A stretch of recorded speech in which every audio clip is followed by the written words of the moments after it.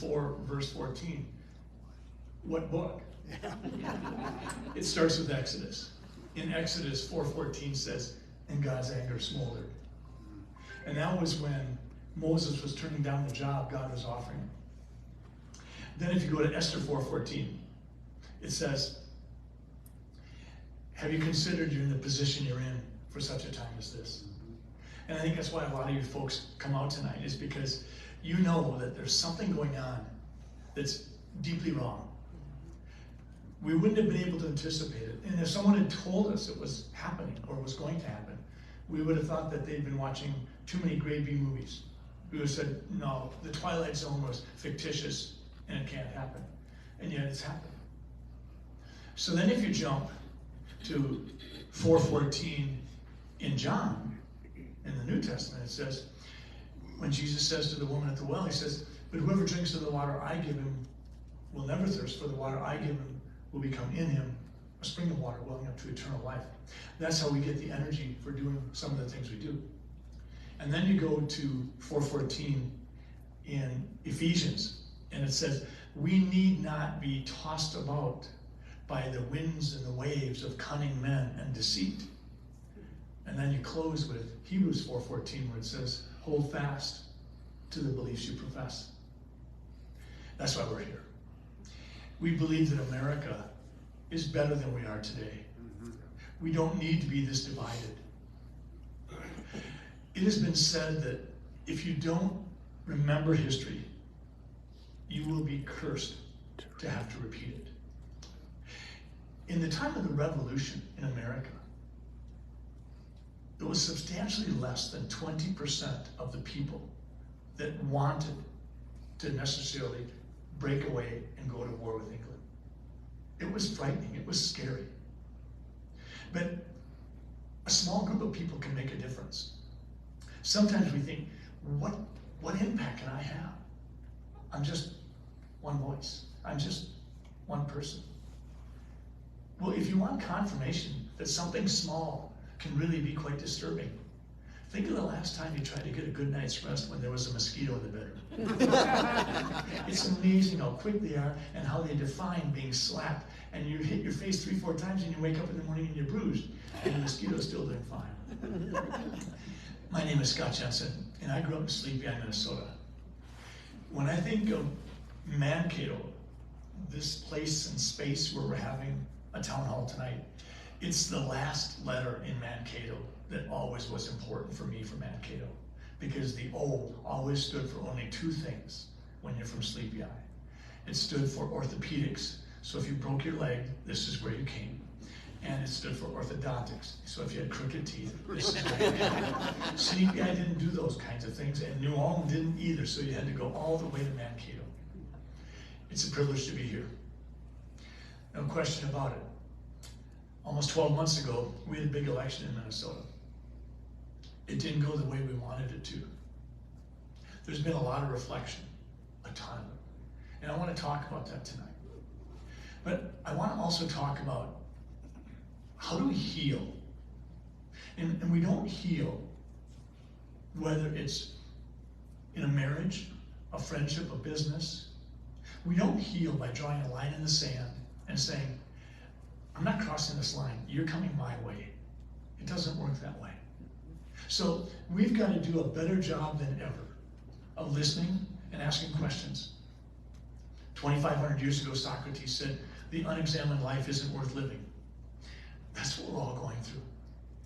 Going into the election in 2022, I think many people thought that the path that Minnesota was on was not sustainable, seemed fairly bizarre, thought that the needle or the pendulum had to swing back to the middle. It seems like it's swung farther out yet. What we're doing to our children in schools, what we did to our children as policies during COVID, what we've done to law and order, the disrespect that we've directed towards those who protect us from within. It seems that America recognizes clearly how wrong we were, how dastardly it was that we didn't respect our soldiers who fought in Vietnam. Those soldiers came back, put their uniform in the closet, and didn't say a word. That's on us. Now it seems like we're doing something similar to the police.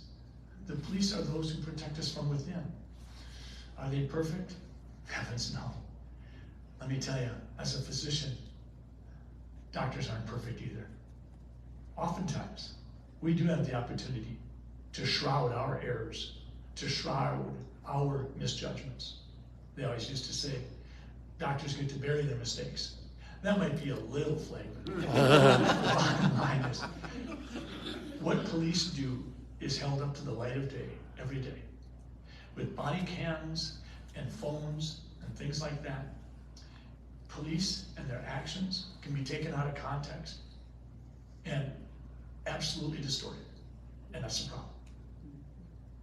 So what I really want to talk about tonight is, I want to just do a recap of how did our collective personality as Minnesotans and as citizens of this country, how did it change over the last 4 years?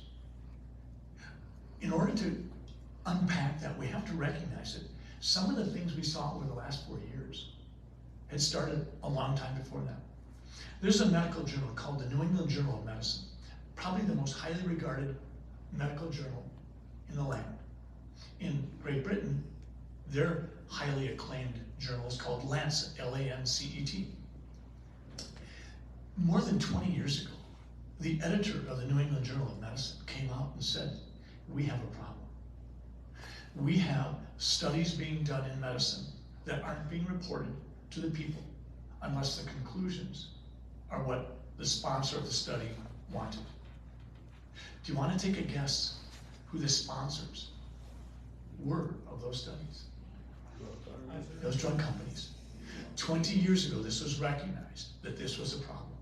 Instead of our scientific studies, our double-blinded, randomized, controlled studies, instead of them being paid for by perhaps the NIH, the universities, nonprofit companies, more and more it was big pharma. It's absolutely taken over our lives.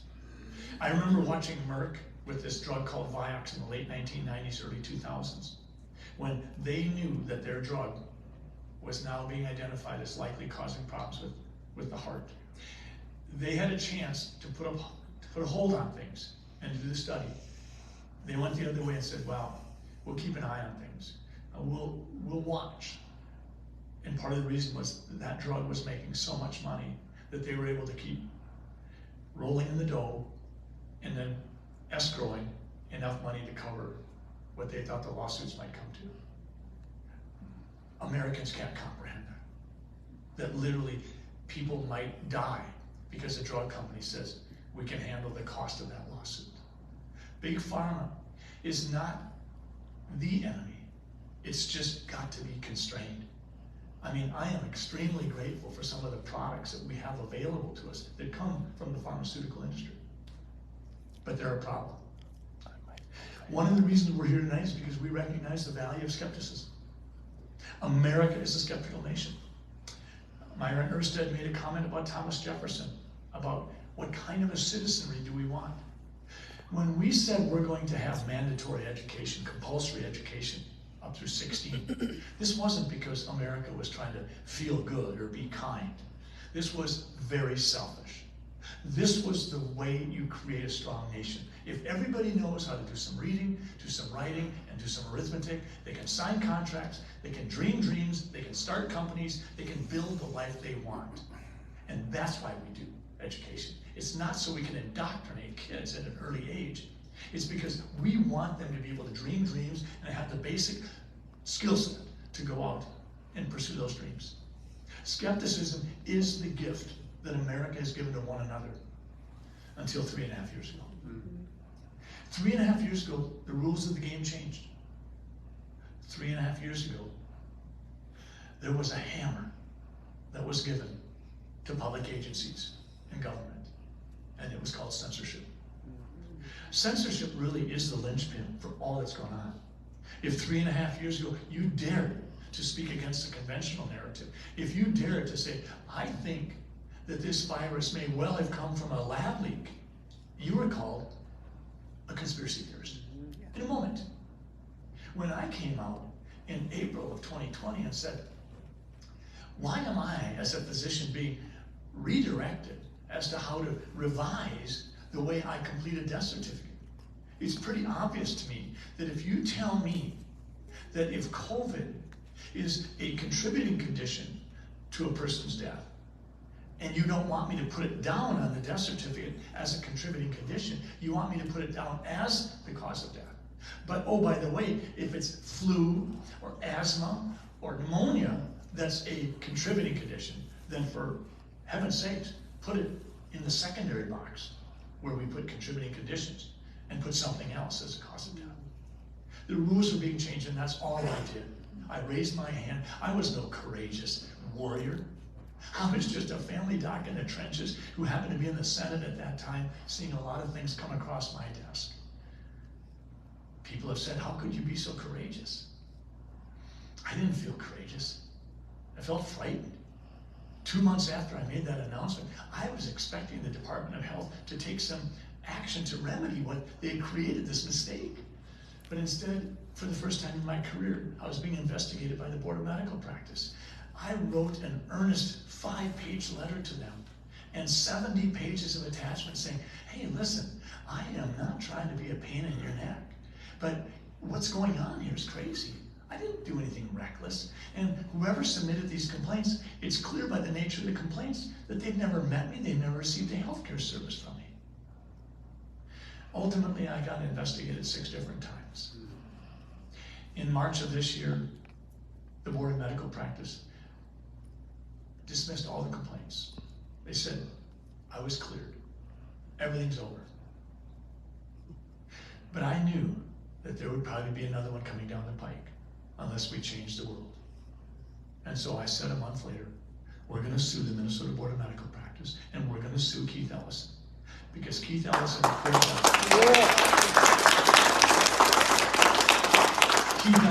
done a better job. Keith has asked me at times to work with him when I was in the Senate. He knows me. This was politics. This was weaponizing the Minnesota Board of Medical Practice, and it has to stop. And people need to recognize that if they're doing it to me, they can just as well do it to you. It doesn't matter if you own a restaurant, if you're a hairstylist or a barber, if you're a nurse that runs a home health care business. If you have any dependency at all on government coming by your place of business once a year and saying that the toilets work and the sinks are okay and things are okay, if they license you, if they register you, if they do any of this, they can make your life miserable. That's how government agencies get weaponized. We've seen it in our colleges. We've seen professors who we needed to lean into during the COVID pandemic. We've seen them clam up because they knew that if they didn't, they could lose their very livelihood. Physicians certainly got quiet. The medical profession. Why weren't we fighting the battle for our patients? Why did so many patients get dismissed from doctors and clinics that they had been going to for decades? Because patients simply insisted on having a conversation about something that mattered to them. Doctor, how can I push back against this COVID pandemic? What can I do? I don't want to go in the hospital. I see the 80% death rates coming from the ventilators. What can I do? They wanted advice that might have included vitamin C, D, and zinc.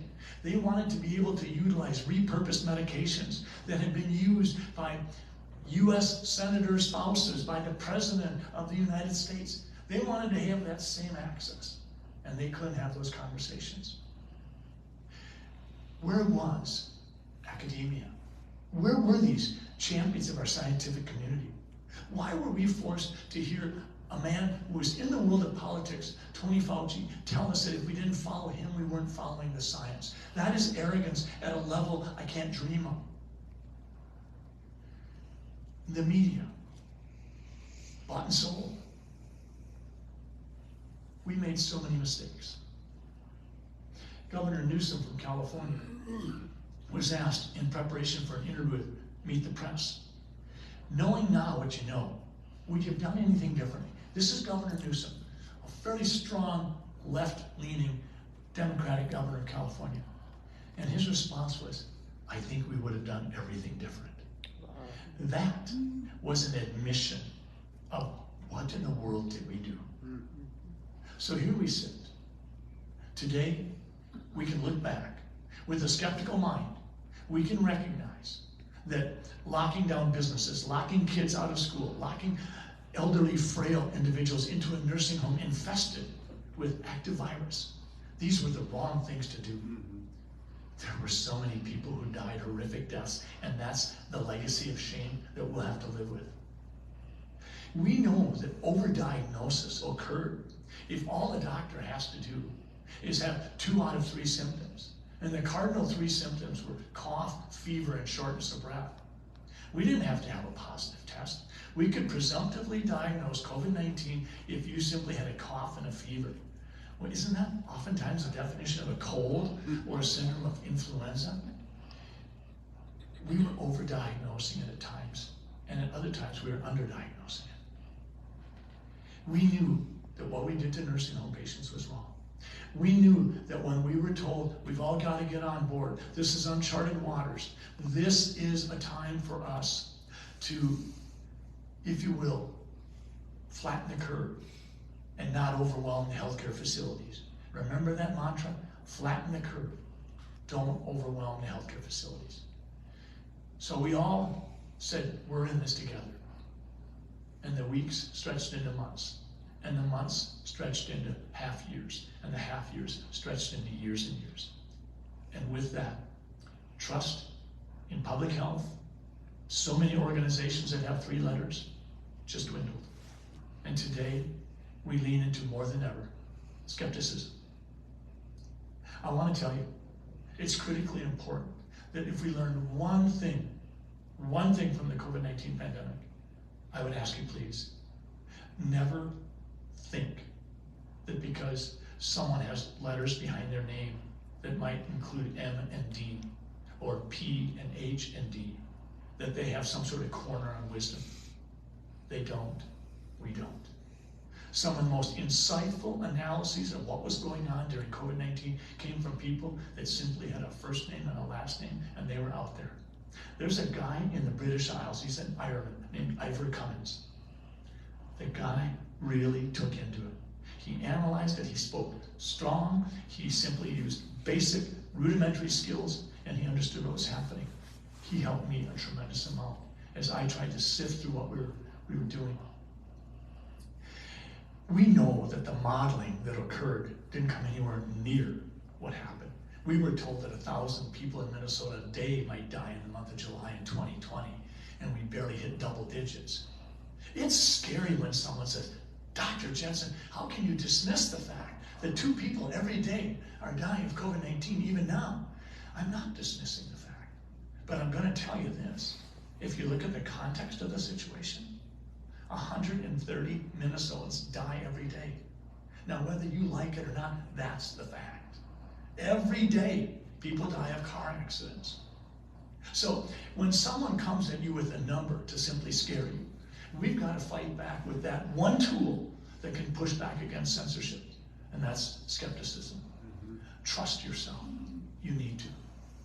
Without question, we saw our education system bullied into submission during the COVID pandemic.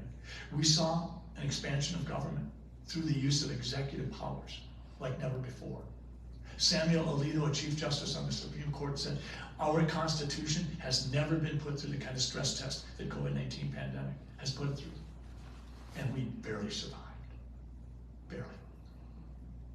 When I think of the testing and the tracking by use of your phones without your permission that so many states were willing to do. When I think of Google recently paying $97 million to California because California sued Google. That's an odd one. But they sued Google for inappropriately violating the law and the privacy of citizens. Google said, we won't track people without their permission. And they did. And so now they paid $97 million to California. These kinds of things give a clear indication to us just what went on. As we move forward, this cannot be about Republicans and Democrats. This can't be about tawdry politics. I talk to people all the time, and I ask them, what are you looking for? And there's two words that always emerge from those conversations: common sense. We need to be able to talk with one another. If the world of politics is a football field and the midline stripe is that halfway point between Republicans and Democrats, so many Americans live between the 30-yard lines. And so many of those Americans living between the 30-yard lines feel like they are held hostage by the people who live on the 2-yard line down here and the 2-yard line down here. And they're tired of it. America has to have a love affair, once again, with our Constitution. It's not perfect, but it has been the document that has gotten us through 250 years. And it starts with the words, we the people. Not we the politicians. Not we the controllers. Not we the rich or the elite. It's we the people. And I think that's why you folks are here tonight. I stand before you not as a politician. I'm running for nothing. I love being a family doc. I just think that when I look at what's going on and what we've done to America, it's time to say enough. When you're called a conspiracy theorist simply because you don't buy into the conventional narrative, that's the problem. When you're told that the immunization program is so important that in order to give you a vaccine, they have to coax you with possibly free tickets to the concert that's coming up, or maybe a couple of extra free lottery tickets. You've got to wonder, why are you trying to sell it so hard? I think when I reflect on what we did to soldiers and literally saw their military careers interrupted when they were discharged from the military because they wouldn't violate their own core conviction. How horrible is that?